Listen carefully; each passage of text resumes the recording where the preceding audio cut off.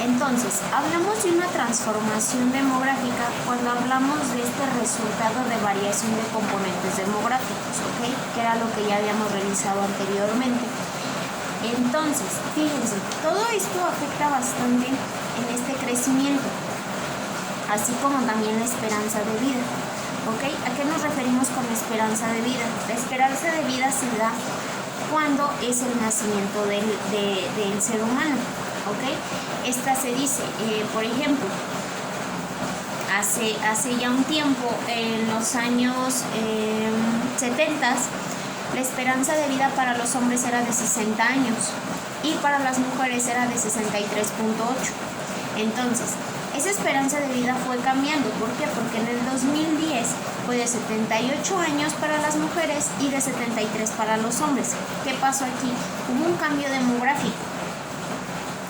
Todas estas características cambiaron, incluso hasta la calidad de vida, porque de esa manera fue que las personas tenían una esperanza de vida más prometedora. En este mismo tema hablamos de una tasa global de fecundidad. ¿Qué es una tasa global de fecundidad? El número promedio que una mujer o el grupo de mujeres habría tenido durante su vida reproductiva. ¿Qué pasa aquí? Hace ya tiempo pues se decía que pues las mujeres podían tener muchos hijos, y ahora pues con 1 o 2 es suficiente, porque la calidad de vida, el ritmo de vida ha afectado bastante. Entonces eso es un factor que influye mucho, sobre todo en este tema de la fecundidad. Entonces es bien importante que revisen esas páginas del libro hasta antes de las 56, que habla de todos estos temas con un poquito más de profundidad. Chicos, nos vamos con el siguiente tema que viene en su página 61, el Producto Interno Bruto, que se le conoce como el PIB. ¿Qué pasa aquí? Hay una distribución del PIB en educación, empleo y salud. Hablamos o entendemos el PIB como un término de economía y de riqueza. ¿Por qué de economía? Se aplica principalmente en 2 sentidos. El primero es para designar la forma en que los hombres se organizan para producir, distribuir y cambiar los bienes. El segundo es para designar una ciencia que se encarga de estudiar estos fenómenos. Y riqueza, hablamos de una riqueza de una nación, que se puede dividir en recursos naturales, en economía, en tomar en consideración estos recursos productivos como lo son la tierra, el trabajo, el capital, la organización y los conocimientos. Porque todos estos nos ayudan a tener una buena producción como nación. Hablamos de un Producto Interno Bruto o un valor total a precios de mercado, de los bienes y servicios generados durante un periodo en específico. Generalmente este estudio se hace cada año, para analizar el crecimiento el crecimiento del PIB junto al crecimiento de la población.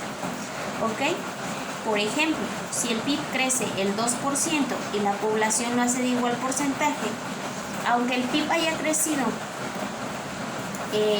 lo correspondiente a cada individuo, que se le conoce como PIB per cápita, que es medido en dólares, no aumentó. Entonces aquí es importante que el PIB aumente y la población se quede un poquito más abajo. ¿Por qué? Porque eso quiere decir que el PIB per cápita por persona está aumentando, y eso es una señal muy buena. Hablamos de que para una economía lo importante no es cuánta riqueza posee, sino la tasa a la cual está creando nueva riqueza. Es decir, seguir generando. No me importa cuánto tengo, sino cuánto sigo teniendo. Eso también viene en su libro, chicos. Es bien importante que revisen esos temas. ¿Por qué? Porque de aquí nos vamos a otro tema que viene en la página 66, el Índice del Desarrollo Humano, el IDH. educación, empleo y salud. ¿Ok? Estas tres características nos dan en adelanto de un país con tres aspectos. El primero, una vida larga y saludable, conocimientos medidos por la tasa de alfabetización en adultos y un nivel de vida decoroso. Este es el que se mide por el PIB per cápita, que es medido en dólares. ¿Ok? Entonces también es importante que revisen eso. ¿Por qué? Porque vienen los componentes. Uno de sus componentes es el índice de salud. ¿Qué pasa con el índice de salud? Es un logro relativo de un país, ¿ok?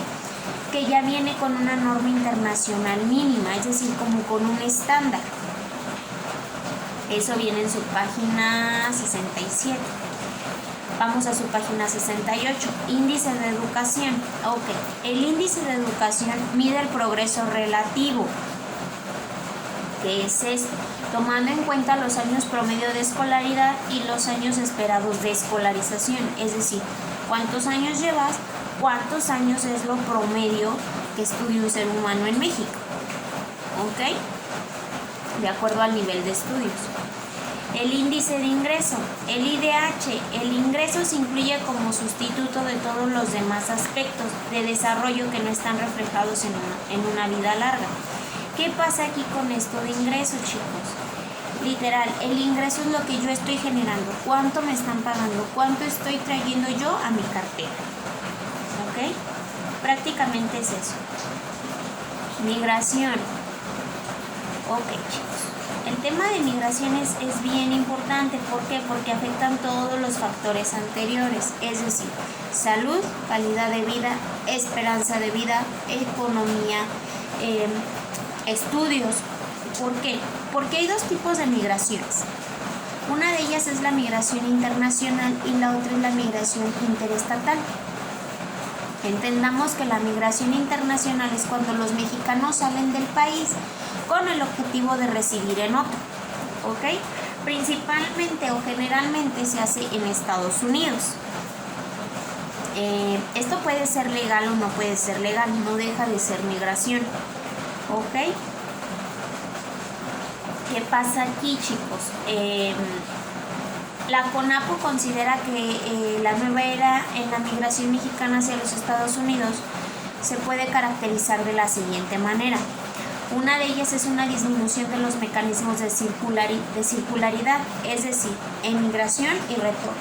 Es decir, voy y vengo, voy genero y me regreso, ¿ok?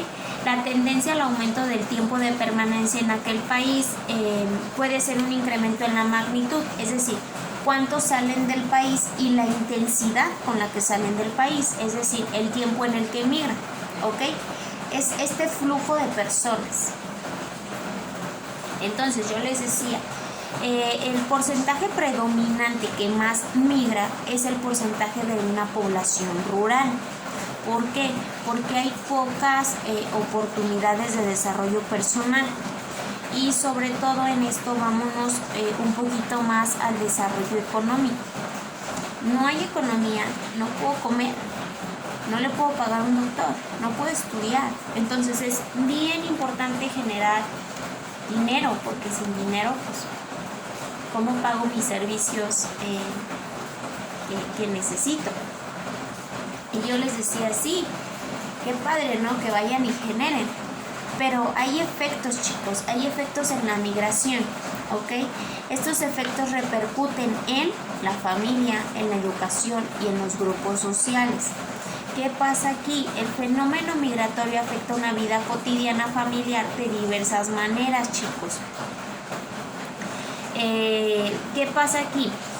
Hay personas que concluyen que la relación de pareja es uno de los aspectos que se trastocan.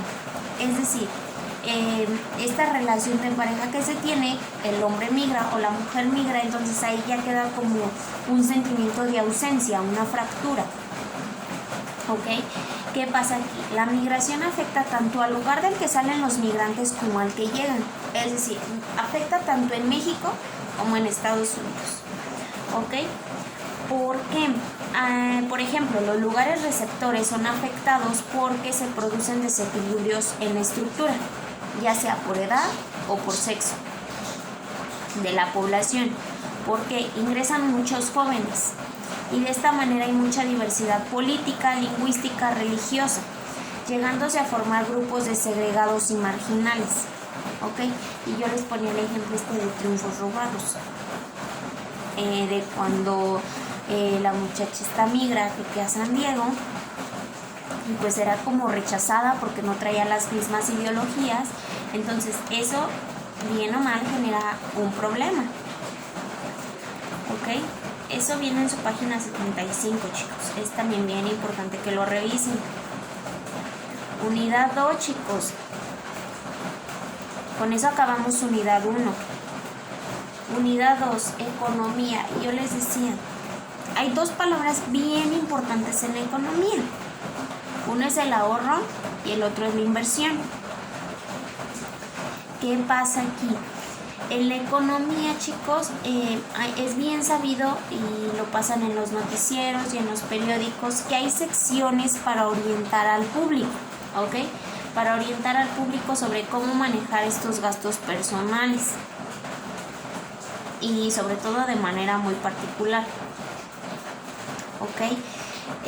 Y estos son algunos instrumentos, el ahorro y la inversión, porque hay un ahorro, pues hay buena economía.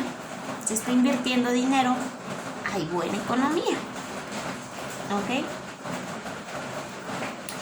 Y yo les decía, es bien importante en este tema de economía reconocer una necesidad. Todos los seres humanos tenemos necesidades por cubrir. Lo único que pasa aquí es esto que una necesidad es esta sensación de que algo nos falta, ¿ok? ¿Qué pasa aquí? Todos tenemos necesidades de vivienda, de vestimenta, de alimentación, de transporte, de diversión. Y en un caso me preguntaban, ¿por qué de diversión? Eso no es una necesidad. Claro que sí, es importante tener una salud mental bien. ¿Por qué? Porque imagínense una persona estresada siempre. Ni siquiera le haré bien a la familia ni en el trabajo. Entonces desde ahí vamos identificando realmente lo que es importante. Entonces, chicos, para satisfacer estas necesidades nos hacemos de bienes, pagamos servicios. Algunos servicios son alimento, casa, libros, transporte, ya sea taxi, autobús, camión, bici, lo que sea, ¿ok? ¿Por qué? Porque es parte de un transporte. Entonces, estas necesidades implican saciar un gusto. Un gusto que algunos pueden ser considerados superfluos. Mucha gente lo considera así. Entonces, es importante que exista una escala para ver qué tanto me hace falta, qué tanto lo necesito, qué tan necesario es. Ok, por ejemplo, cuando tenemos la necesidad de comer algo, y ese ejemplo viene aquí en su libro en la página 83. Cuando tenemos la necesidad de comer algo, si solo queremos comer tortas de pavo, esa necesidad se convierte en deseo. ¿Ok? ¿Por qué? Porque entonces ya hay algo en particular, ¿ok? Que se me antoja, ¿ok? No es como, ok, tengo hambre, puedo comer un atún, un huevo. No, quiero comer tortas de pavo. Entonces ya no es una necesidad, ya es un deseo, ¿ok? Entonces es bien importante aprender a distinguir esa parte. Entonces, para saciar esta necesidad o este deseo, debe de haber recursos. Y recursos se refiere a dinero, tiempo o cualquier otro medio que permita satisfacer esta necesidad. Y yo les decía, imagínense que tienen la necesidad de irse de vacaciones. Sí tenemos uno de los recursos, que es el dinero, pero no tenemos tiempo. Entonces, esa necesidad ya no se puede satisfacer, ¿ok? O puede ser viceversa, que quiero, pero pues quiero, puedo y no tengo el dinero. ¿ok? Entonces, hay que tener bien en cuenta estos factores que nos pueden llegar a influir, chicos, ahí en la economía. Entonces, la relación entre necesidades y recursos es clara. ¿Por qué? La necesidad y deseos son limitados. Los recursos para satisfacerlos son escasos o limitados. Por ejemplo, este tiempo de vacaciones. En todos los trabajos nos dan como un cierto tiempo de vacaciones. Sí, imagínense que llevan bastante dinero para gastar en Acapulco, pero tienen 3 días, porque es lo que les dieron de vacaciones. Entonces hacemos referencia a esto, ¿ok? Esto viene en su página 84, en el primer párrafo que viene ahí, ¿ok? Siguiente tema, chicos, página 85, ahorro. ¿Qué pasa aquí con el ahorro? Fíjense, el ahorro es un presupuesto, pues el presupuesto el presupuesto es un paso previo al ahorro. Es decir, ¿cuánto tengo yo para comenzar a ahorrar? ¿Ok? Por ejemplo, hay que tener este balance entre necesidades y recursos. Lo primero es saber de forma exacta el monto de ingresos generados con el trabajo personal o de los integrantes de la familia. Por ejemplo, y yo les ponía el ejemplo también en clases, imagínense que viven en una familia numerosa. Entonces, todos los integrantes trabajan y todos pueden aportar algo. ¿Ok? Entonces, ahí ya se hace como un estudio de ingresos para ver cuánto puede aportar Juanito, cuánto puede aportar Juanita, María, Petrita, ¿ok? Entonces, es bien importante aprender a identificar todos estos factores. ¿Por qué? Porque un presupuesto es un registro de dinero que se tiene como ingreso, ¿ok? Y del que se gasta como egreso. Es decir, lo que gano, ingreso, lo que gasto, egreso. Y esto se analiza durante ciertos periodos, por ejemplo, por semana, por quincena o por mes. Depende de cómo estén acostumbrados cada quien. Entonces, aquí en su página 85 viene un ejemplo bien importante y dice, el ingreso es variable.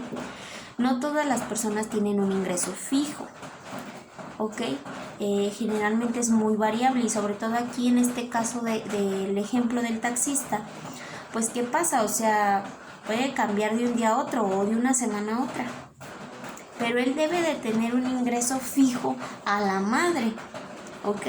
Que es la que hace los pagos, que es la que hace la despensa, que es la que tiene que hacer de comer. Entonces, para eso es un ahorro. ¿Por qué? Porque yo sé que la semana que no me vaya bien, tengo como un colchoncito, ¿ok? Eso también se los explicaba en clase, chicos. En su página 86, 87 y 88 vienen ejemplos de cómo empezar a hacer ese tipo de operaciones, que son también muy, muy sencillitas, como a manera de, pues sí, de comprobar, chicos, ¿ok? Ahora, hablamos de un retroceso en el ahorro privado, peculiarmente en las familias, ¿ok? ¿Qué pasa aquí? Hay urgencias económicas provocadas por los efectos de crisis económicas, ¿ok? El creciente desempleo que ha provocado una reducción de crédito bancario y hasta por los impuestos a depósitos en efectivo, ¿ok? Entonces, por todas estas razones hay que ahorrar. Aunque parezca como bien mínima, es bien importante aprender a ahorrar, chicos, ¿ok? Y ahí en su libro se los menciono, o sea, es importante simplemente porque no sabemos si mañana sigamos teniendo empleo, o si mañana me surja un imprevisto, o si mañana se me olvidó pagar el cable, pero sí tengo apartado, entonces pago el cable, ¿ok? Entonces es bien importante aprender a reconocer todas estas cosas, chicos. Entonces nos vamos con el tema de ahorro. El ahorro como definición es una cantidad monetaria, ¿ok? Excedente de las personas o instituciones sobre sus gastos. Por ejemplo, se denomina ahorro a la parte de la renta, es decir, de este ingreso, que después de impuestos no se consume, es decir, lo que ya me queda como libre, vaya. ¿ok? En el caso de personas físicas pasa esto, ni se distribuye en el caso de una persona moral. ¿Qué es una persona moral? Agrupación de personas que se unen con un fin determinado, por ejemplo, una sociedad mercantil o una asociación civil, ¿ok? Entonces, ahí nos vuelve a tocar un poquito el tema del PIB y del per cápita. ¿Para qué? Para darnos cuenta cuánto evoluciona, ¿ok? Hablamos después de ahorro de una inversión. Para hacer estas inversiones y para hacer este ahorro, chicos, debe de haber motivaciones, ¿ok? Y yo les decía, imagínense que quieren comprarse el iPhone nuevo y que están trabajando. Deben de ese sueldo que ustedes ganan, aprender a ahorrar. ¿Para qué? Para esta motivación, que al final de cuentas viene siendo un deseo, no una necesidad, ¿ok? Pero a final de cuentas es una motivación que a ustedes los motiva, los incentiva a ahorrar, ¿ok? Entonces, fíjense, no parece fácil tomar una decisión de cómo ahorrar. ¿Por qué? Por la información acerca de rendimientos, intereses, plazos, montos mínimos, entre otros conceptos. Sobre todo los términos, cuando uno va a un banco y uno quiere ahorrar. Entonces, es poco comprensible este tema del ahorro, ¿ok? En ocasiones nos resulta un poquito confuso porque hay que elegir como la mejor opción. A veces suelen ser los bancos, ¿ok? Pero ¿qué es una inversión?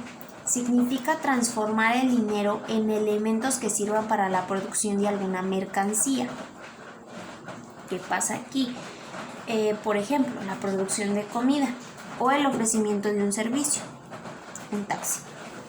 Y yo les decía, imagínense que ustedes tienen ahorrado dinero para su iPhone, pero ahorita pues el trabajo no les está yendo muy bien y ustedes con ese dinero pueden dar un enganche para un coche.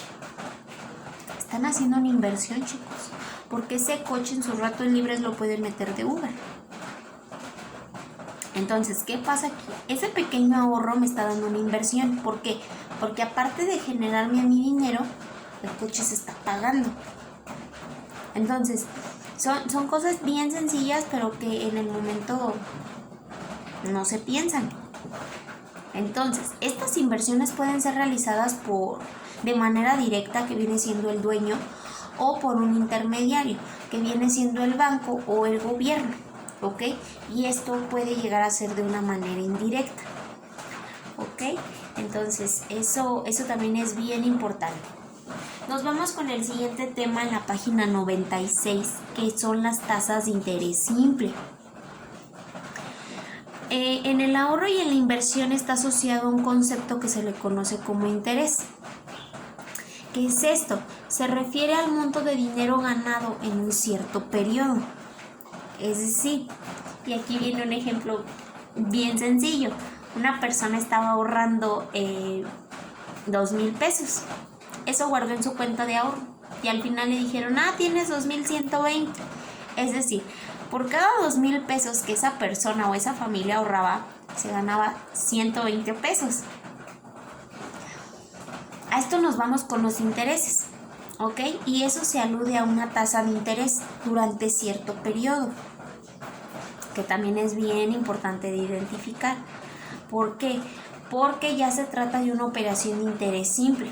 ¿Qué pasa con este interés simple? Describe un proceso de crecimiento como el que estudiamos en el modelo lineal, ¿ok? En la unidad 1.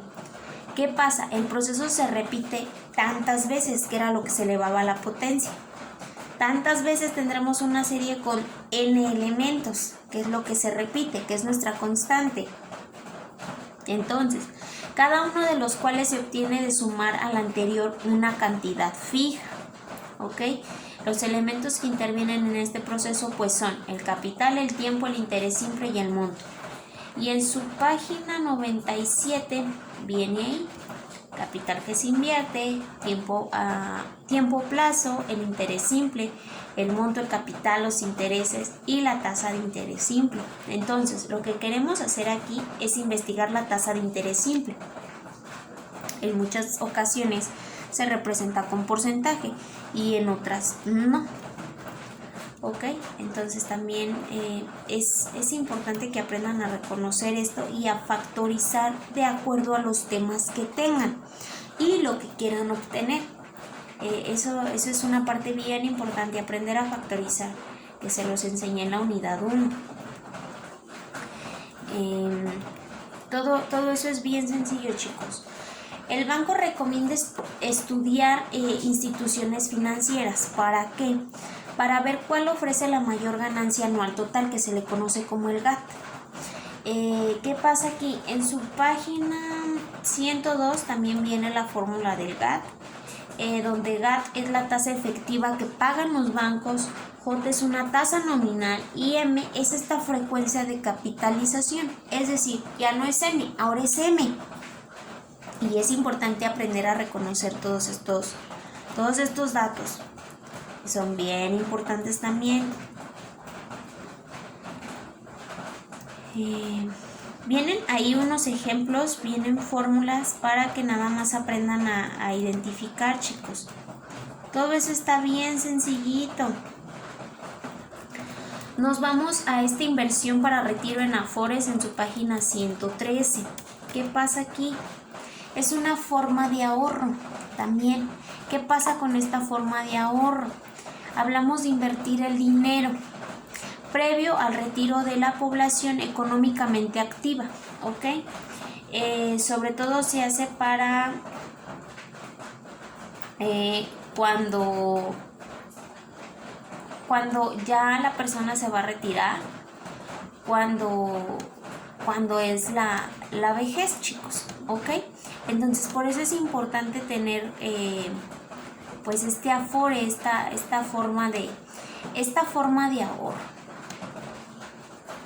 ¿ok? Entonces, aquí en su página, desde la 115, vienen ejemplos de cómo es el Afore, de algunas tasas ahí de interés, de inversiones, cómo debe de ser, ¿ok? Nos vamos un poquito con el crédito. Eso viene en su página 119. Hay dos tipos de crédito. Uno es el bancario y el otro es el no bancario. El bancario son estas tarjetas de crédito y el crédito sobre nómina.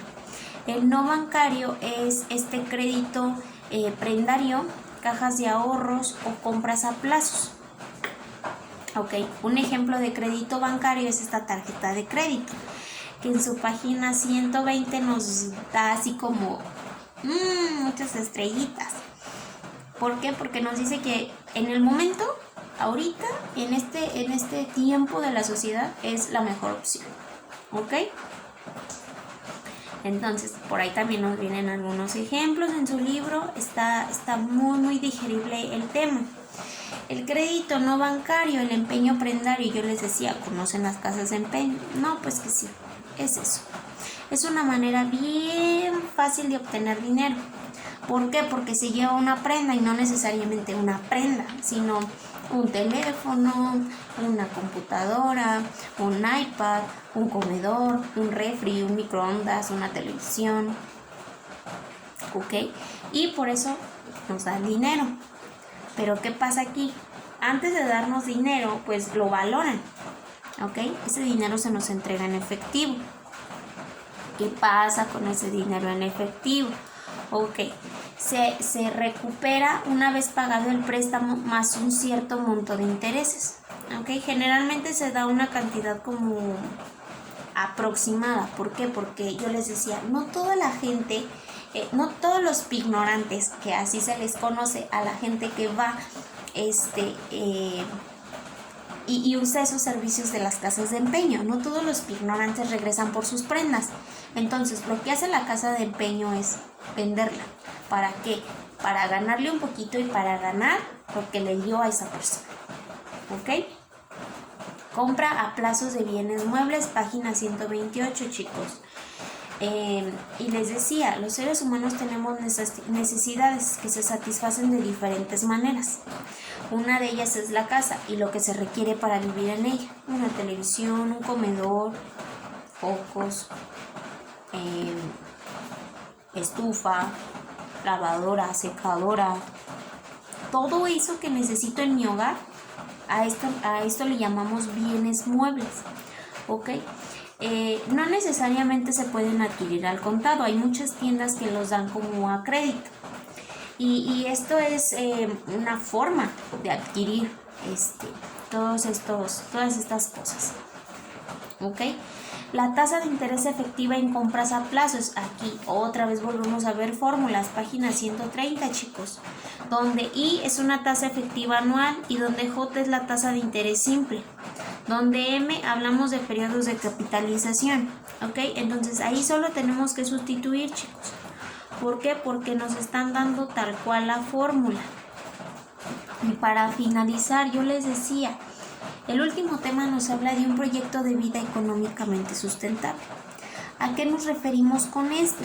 Ok, es bien importante que aprendamos a distinguir esto. ¿Por qué? Porque se supone que con los temas que ya vimos van a hacer ustedes un proyecto de vida económicamente sustentable. Es decir, ya son capaces de analizar qué es lo que les conviene más, qué tasa de intereses les conviene más, si les conviene comprar a crédito o contado, si ahorran o invierten. Entonces, hay un sistema económico, chicos, que se ha encargado de crear nuevas necesidades, estilos de compra y formas de vida. Es decir, la forma de vida ahorita no es la misma de hace 40 años. ¿Por qué? Porque hace 40 años no era necesario tener una computadora y ahora es una necesidad tener una computadora. Antes no era necesario tener un teléfono, ahora sí es necesario tener un teléfono. ¿Ok? Entonces, todo eso es bien importante, chicos. Espero estos temas hayan sido de su agrado. Vimos una gran variante de temas, tanto teóricos como prácticos, para así poderlos comprobar en la vida diaria, chicos.